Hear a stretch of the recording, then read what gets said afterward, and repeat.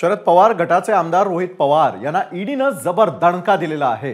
रोहित पवारांच्या बारामती ॲग्रोनं कन्नड सहकारी साखर कारखाना शिखर बँकेकडून खरेदी केलेला होता।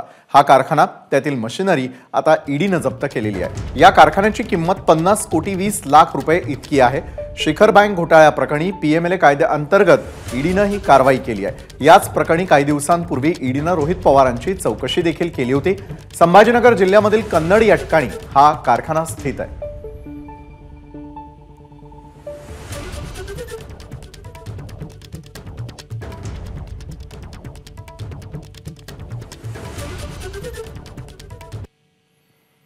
तर ईडीच्या याच कारवाईवरती रोहित पवारांनी काय प्रतिक्रिया दिलेली आहे ट्विटरवरती पाहूयात।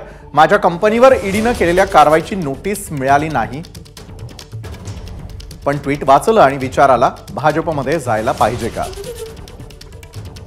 पण भाजपनं लक्षात ठेवावं, झुकणारे आणि रडणारे गेले, आता फक्त लढणारे शिल्लक आहेत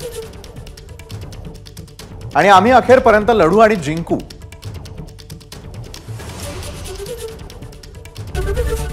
एबीपी माझा, उघडा डोळे बघा नीट।